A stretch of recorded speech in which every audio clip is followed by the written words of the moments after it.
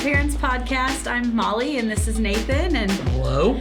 And you're a not great parent. I am not a great parent. That is for sure. Same with me. Yes, I think we prefer to say a not great parent. I'm also not a great parent, but that's okay. Yeah, there's a little differentiation.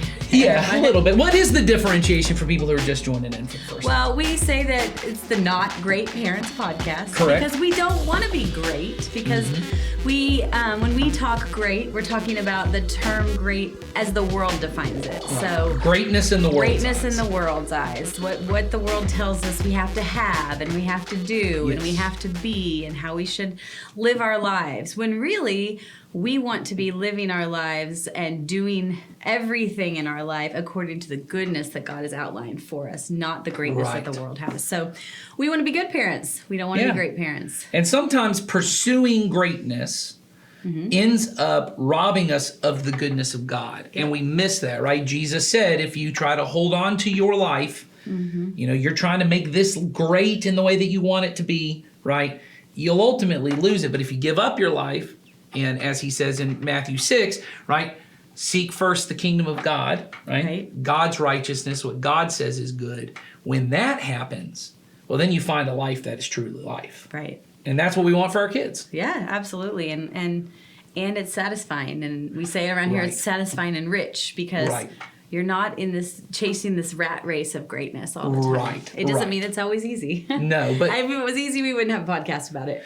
No, that's true. Or we would still have a podcast, but it'd be about something different. Yeah, we'd come up with something else. We can talk to you. We're going to have a podcast. Oh, we're not going to not have a podcast. True. Why wouldn't we not have a podcast? If of all the things we could have, a podcast seems like the one to do. So. Yeah, plus it's talking and us, you know? Yeah. Regardless, Molly and I would be in this room talking, whether the camera's rolling or not. That's true.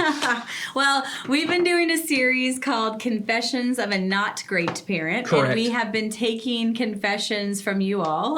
We have a link in our show notes, and you can click on that and send us some of those or questions that you might have. But we've been doing confessions lately.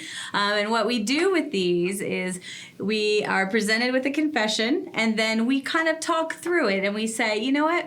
In some of these scenarios, we confirm that that what you're saying is actually the track of a good parent and a not great parent. Yeah, that's a thing that no great parent would ever confess and say out loud because it feels wrong, or it feels like you're somehow, limiting your kids, right? You shouldn't say that about your kids.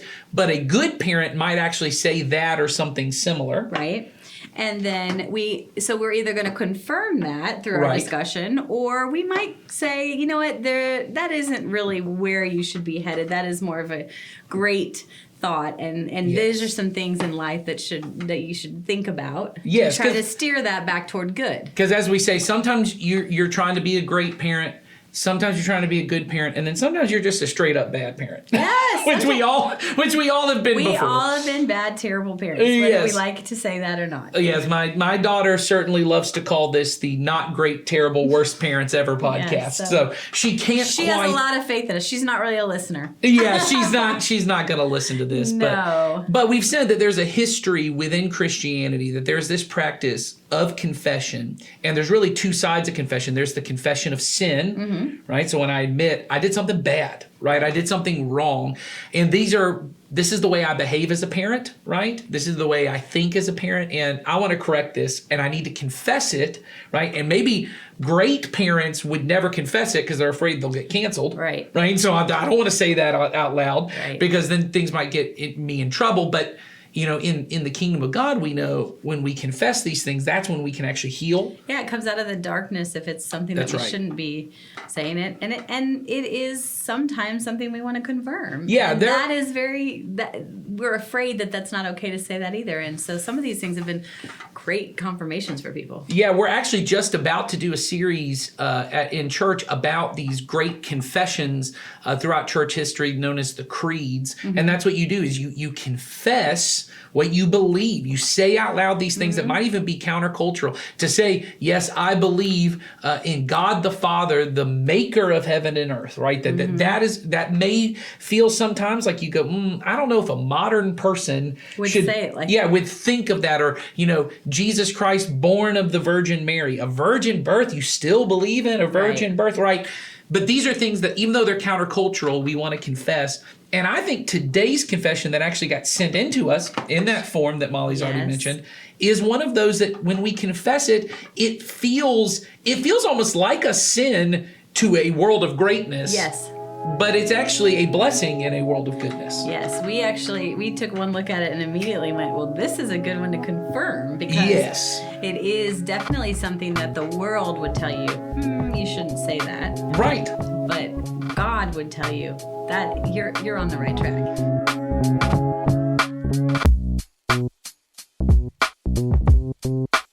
All right, so let's start by reading this confession as it was sent to us.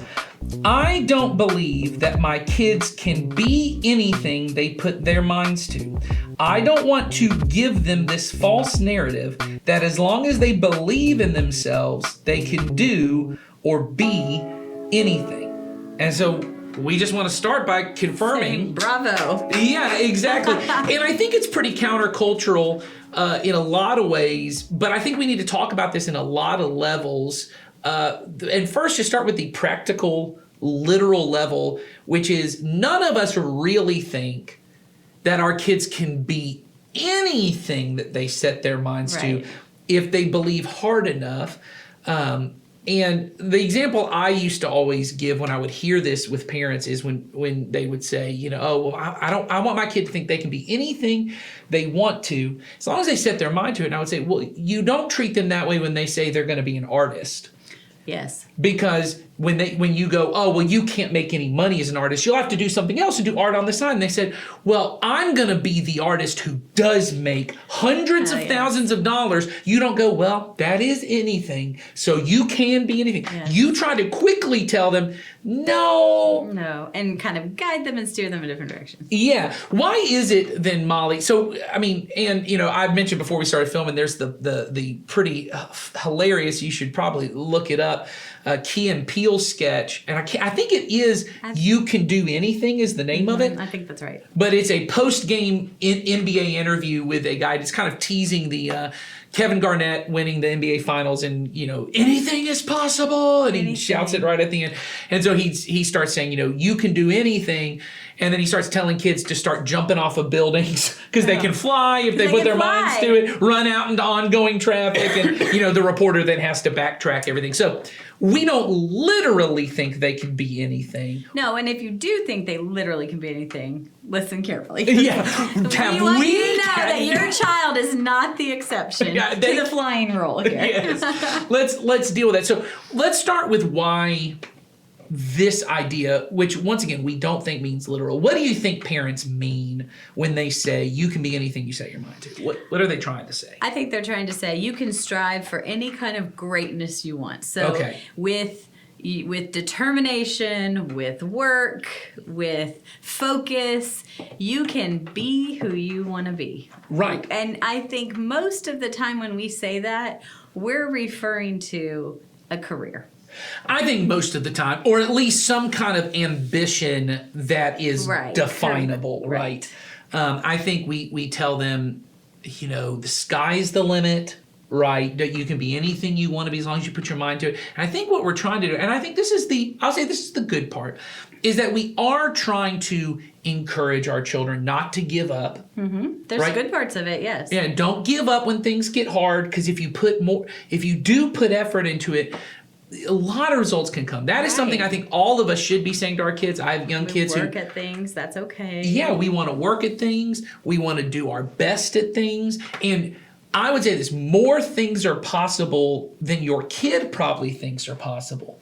But not anything is possible. Sorry, KG. He's trying his best out there. He's trying. Yeah, but I think that's really what we want to say to our kids, right? Is that if you work hard and with God's help, right, then not anything is possible, but a lot of things are possible. Now, this is the part that then someone who's read their Bible will want to say is Jesus says at one point, with God, anything is possible, right? Or all things are possible, he says, right, at that point. So what does that mean? Are you asking me? Just kidding. Yeah. No, Are you asking me? I'm just kidding. No. Yes, I mean that is a true and we statement. start that early with kids. I mean that's one of Yes. the first, fundamental things we're telling children is God is with you at all times, and That's with right. God everything is possible. Right. And I think the important part that Jesus is trying to get there, and this is an important part, I think, when you read almost anything where Jesus says something that feels like an absolute statement, often what he is putting before it is some version of with God, or at one point he says, if you ask for anything in my name. In my name. Right? You got to look around. Yeah, you got to read just the isolate context. the one thing. You got to look in the context, and not even just the context of what's in front, right before it or right after it, but in the context of the way that God speaks to us, the way that Right. Jesus spoke to us. The entirety of Goodness. Scripture. What is Yes. it? What is it like Jesus' character? And what Jesus is trying to say. One, at that point, there might be another point. The point that I'm thinking of when Jesus says, "With God, all things are possible." One is he does say. When he talks about a rich person getting into heaven, he says how hard it is. It's like trying to fit a camel through the eye of a needle. And his disciples say, well, if rich people can't get into heaven, Then what about then us? who can get into heaven? And he goes, well, with God, all things are possible. Right? Now, when you read it within that context, you then say, okay, what he's trying to say is the only way into heaven is with God. Right? Mm-hmm. And we're talking about the kind of life that comes, as we've been talking about, the life of goodness, where I'm seeking God first. A life that is with God, in God's name, anything that you would ask for would be possible. But that presupposes that you are doing so in God's name, with God, in his character. Therefore, you are only asking for things that God would want to happen. And once again, Jesus is trying to make the point here, like when he says, if you have faith the size of a mustard seed, you can move a mountain. Right. He's trying to do what we want to do with our kids, which say there are more things possible than you think are possible. Right. But what he's not trying to say is anything you can possibly imagine, if you want it, you can achieve it. Right. He's not saying that. And I think as parents, over time we have changed sort of that Right. philosophy. I think there were more limits and boundaries to what people could do at different times. And Oh, I think 100%. now the way the world is, there's more accessibility to things, there's more opportunity in certain areas. And I think we have, as a way to motivate our children, I think parents are hopeful that by saying there's no boundaries, Yes. off they go. When has no boundaries ever worked? So let's talk then about something that would make our producer Sawyer, who is not here today. Today we have producer Charlie with us. Hey, Charlie, welcome to the podcast. Glad to have Charlie with us.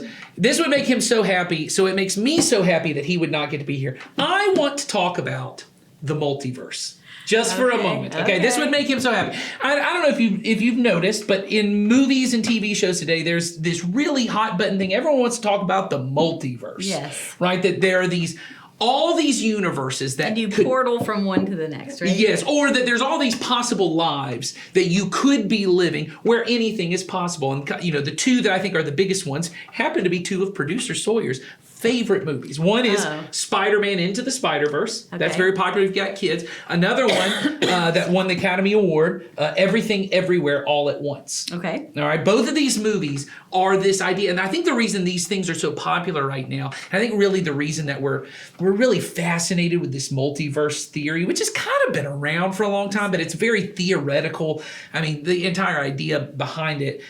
Anyway, we don't need to get into that, but the idea. We'll hit that one up on the next. Next time we have a theoretical Next time we have physicist. the movie guys on, we'll hit up that topic. But I think the reason that it is so exciting to people, both of those movies, is this idea that I could be anything. Yeah. And that in another life, I was this way. And in another life, I was this way. And I could have done this. And I think the reason it's so attractive to parents, this you can be anything you put your mind to, is often as parents, and that's really the idea behind Everything Everywhere All at Once. Have you seen that movie? No, but It's a really fun movie. It's a really fun movie, but it's also really sweet, and there's kind of ending to the movie. I will say it is definitely a rated R movie. This is one of those parents only movie. I'll just give you that ahead of time. Okay, good to know. Don't put it out with my.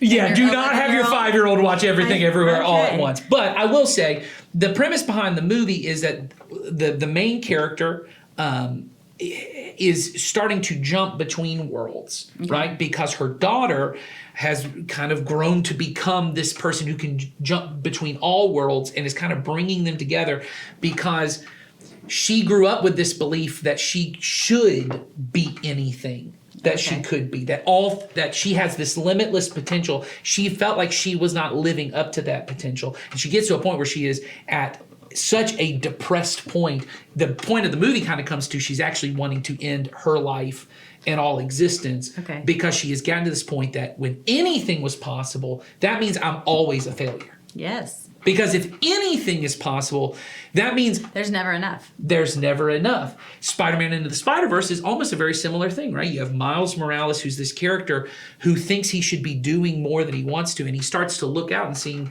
oh, I could be all these different things, right? There's all these other Spider-Men, right, that are doing well. And what he comes to is, I just have to be really within the life I was given. Right. This is the life I live, and I've got to do well in this life, not be imagining the Spider-Man I could have been, right? I think the reason that when you get beyond the humor in the movies and the action in the movies, the reason these things resonate with us is because I think always this has probably been a problem, but really since the advent of the internet and all the things that you've talked about. Yeah, comparison and things like that. I mean, the grass is always greener, and it's look who I could have been. It's easy to see. I could have been this, or there's so many movies and stories about if I would have. I can't tell you how many books are out there about if I would have made this one choice different, what would my path have been? Yes, it's like those old Choose Your Own Adventure books. You're probably too young for those. No, I remember Choose Your Own Adventure books. They're some of my favorites. Yeah, it's like that, but. You can't go back. Yeah, you think if I could just go back a couple pages. Page 12 and let's try this other route. Oh no, we went off a cliff. I didn't make that choice. My finger was still on the other page. I'm going back to the other page. I'm going back to the other page. I didn't leave the finger. I loved those books. I had all these internal only life rules. Was like that, yes. Because I was like, if my finger left the page, then it's set in stone.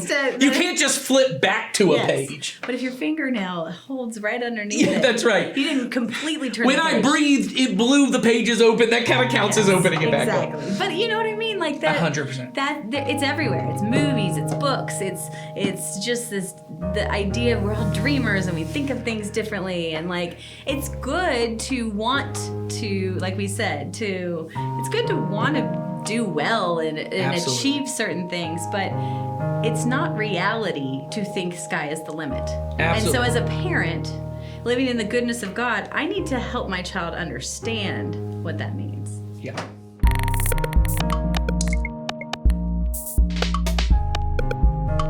Yeah, one of the things I used to do when I would do these youth retreats was I always had like 3 or 4 things I tried to make sure I said at every retreat. And usually there was something along the lines of, the only good and pleasing life is one where Jesus is at the center. Mm-hmm. The only way to put really Jesus at the center of your life is to be involved in a community of believers, right? I always wanted to say that. And then I would always have this thing that I thought was really encouraging, which was, hey, no matter how good of a life you have planned, I promise you, God has a better life planned for you. And I would say it like this, and I'd say, God has so many great things in mind for your future. And I thought, man, this is so encouraging. Some of you are like, oh, that's great. I'm glad. I hope someone's saying that to my kids. And then eventually I was sitting with a group of our 10th through 12th graders, people at the end of their high school career, and we were talking about it. And one of them, I think it was someone who hadn't been at many retreats, said, hey, when you said this thing about, God has all these great things in mind for your future and you have so much potential, they go, I don't think teachers realize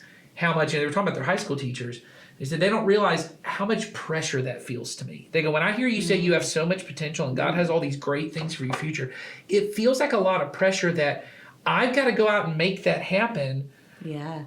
Or I'm going to be a failure. Not just to me, but to God and to others. Yeah, and most of them would often say, even to my parents, that they would tell me, their parents would often say things to you, oh, don't do this because you're going to limit what you could do. Mm-hmm. Don't do this because you're going to limit this part of your future. And if you make this choice, then you'll be limited. Yeah. And the truth is, so much potential, but you chose this instead. Yes, I do remember in particular someone, I'll just say my wife was talking to someone when she decided to be a stay-at-home mom, and they said, but you have such a great job and you got that college degree and you're just going to use it on, and they couldn't even finish it. And I want to go, on her children? Yeah.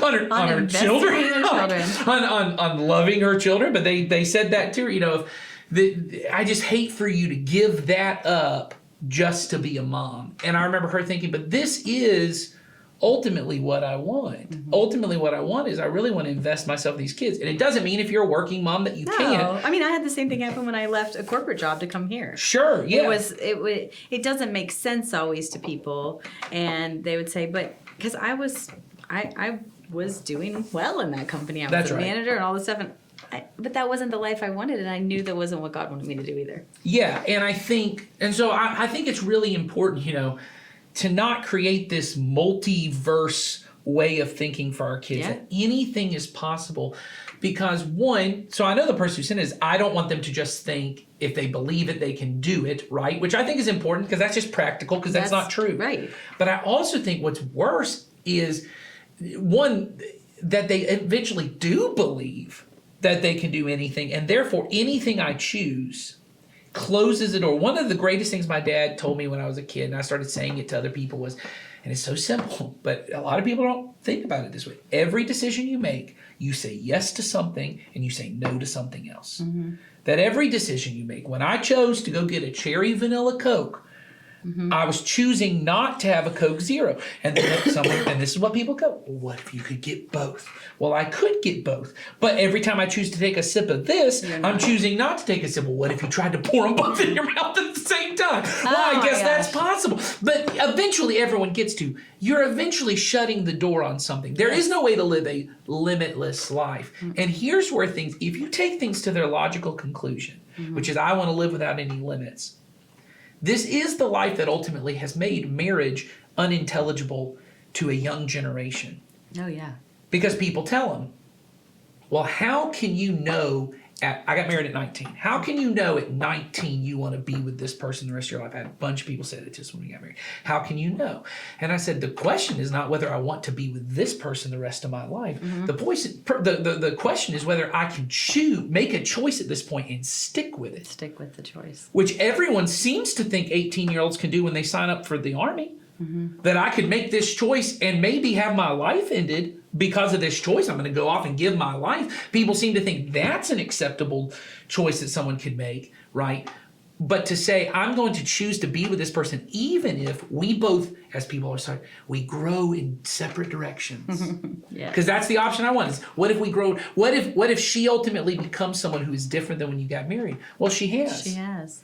And I have too. But the choice is we continue to choose each other every day, right? What if you get in a career path and you go so far down that path that you can't go back and do the dream that you always had?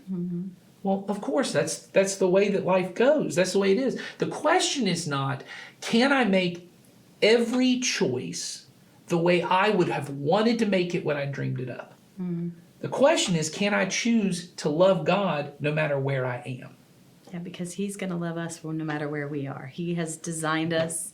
He has created us. Yes. He knows our limits. He knows what we can do. And so we have to make that decision to choose God above all else. And that means that ultimately there will be those limits put in place. Well, there have to be limits. You were talking earlier about, the advancements and the options that are available. That's what led us down my multiverse theory. But, one thing that is central to the Jewish faith and the Christian faith is these proclamations throughout the Bible that you and I, we're finite beings.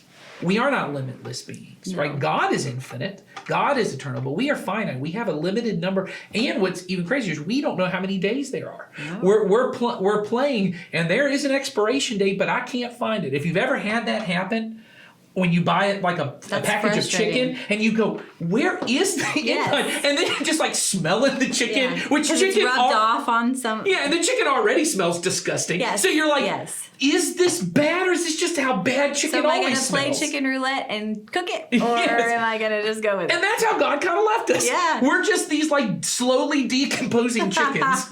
That might reach our potential of being delicious meals. Yes, and you don't know when the expiration date is. But there's this thing, we just read it in 1 Peter. All throughout the Psalms, there are these phrases like, all flesh, all humans are like grass. And the grass, the flowers of the field, they're beautiful for a time, but then they all wither and fade. Right. Winter always comes to kill everything that once was beautiful. Yeah. And youth fades.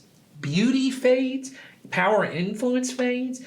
But what has happened is, as medical increases, life expectancy has Yeah. increased, right? Science has increased. We've started to kind of push off how much I actually have to think about my death. It used to be at 35, you're like, well, that's not even middle age. I'm in the last quarter here. Yes. We're in the last few minutes. But now at 35, you may not even be middle age.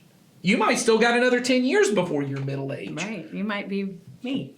You 45 this might year. be 45, which And now I'm going into middle age. But ask me how often I think about my death or when my That's right. life is over. Well, I and don't when your think about it that often. when your kids, as I'm sure my kids do, so I'm sure your kids do, say at some point it's like, mommy or daddy, when are you gonna die? Well, or I'm afraid you're gonna die, and then you always answer, that's gonna be a long time in the future, but you don't know that. Yeah. I actually said that to one of my kids. They said, when are you gonna die? I said, most likely it'll be when I'm really old. And they said, so you're gonna die when you're really old? And I said, we don't know that. I mean, one of your kids was just sitting here and you said, Miss Molly's 45. She's about dead. She is basically. She's got one foot in the grave.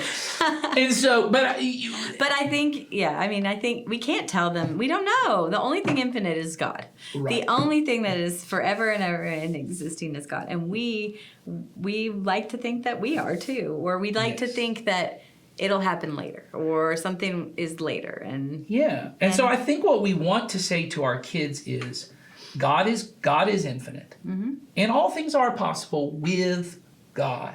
And that with God is the important part, not the all things are possible part. The important part is live your life with God, and things will be possible that you never thought were possible. Right. Like maybe you can find joy in a dead-end job. Right. Maybe you can rejoice in a marriage that is difficult. That you did make a choice when you were young, and you go, and it does sometimes maybe feel like, now I'm just sticking it out with this choice, but I'm going to choose to rejoice. All things are possible. Maybe you repair relationships that you would never have repaired. Relationships otherwise. that were dead, and you go back to it. I often think about Stanley Hauerwas, one of my people I like to quote every so often. He tells this story, and I can't remember the name of the book, but he talks about this book he read of a young man who grew up as a sheep farmer. He was a shepherd. His dad was a sheep farmer in Ireland, and he was brilliant though.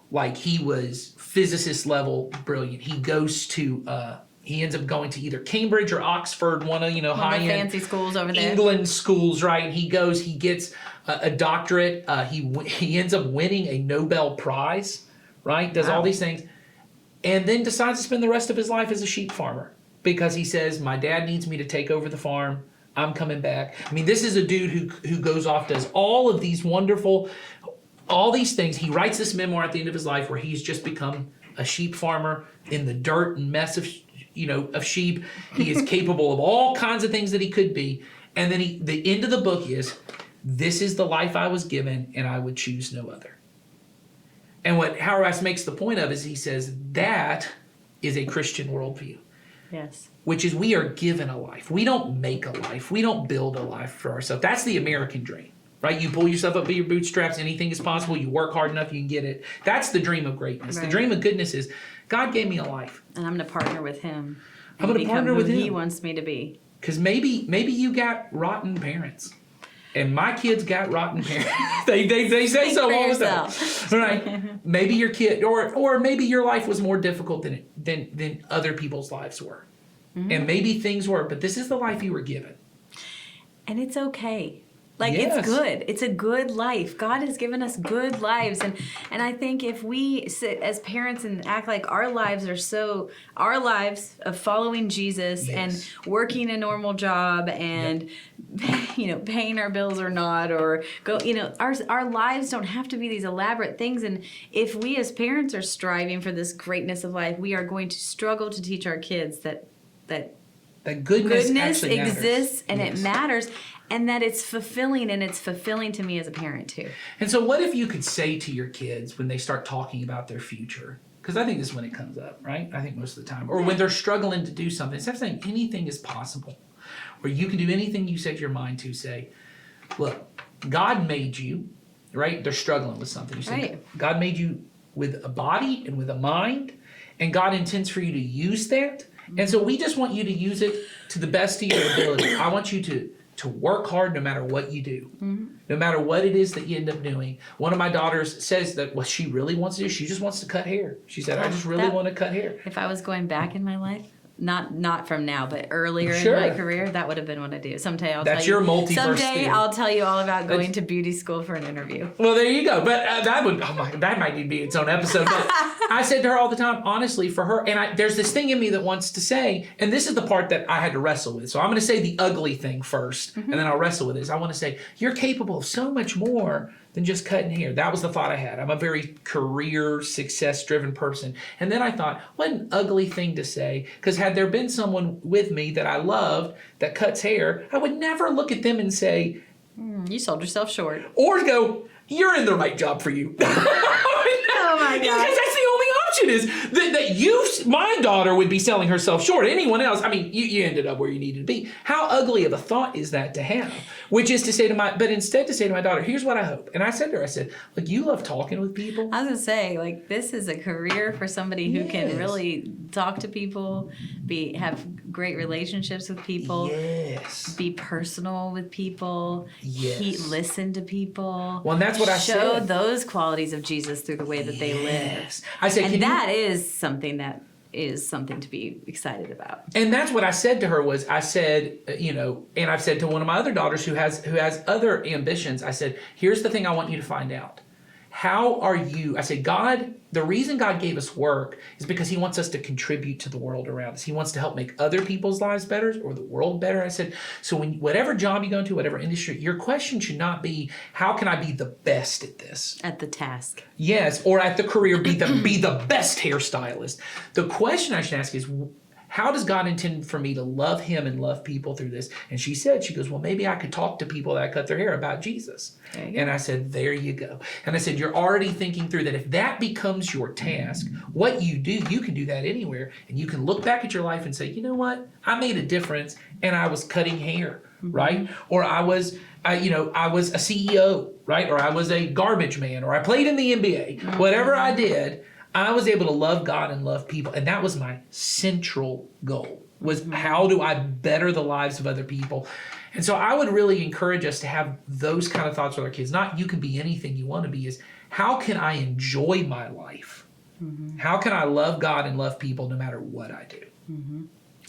Well, let's end it there, because I think that's what we really want to do as parents, is strive to help our kids see that ultimately, no matter what they're doing, what their profession is, where they are, we always want to be people who love. We always want to be people who are invested in others. Yes. God says to love him and love others, and they're equally as important. And so we've got to help our kids see that. So Yeah, and that's the best possible life, no matter what you do for a living. Exactly. Well, it's thundering. It's thundering. You That's might hear God that. telling us it's time to be done. God says it's done for today. Not it's done forever. It is done. I don't know. This could be it for me and Molly. If you don't hear from us, If this is the last our episode, grass has withered and our flowers have faded. we are not infinite. So Anyway, send us in any kind of confessions or questions in the show notes, the links in the show notes, and we want to hear what they are. yes, Send us all your stuff. So all your secret. all your secret confessions, we want to hear it. Have a great day, and we'll see you next time. Take care.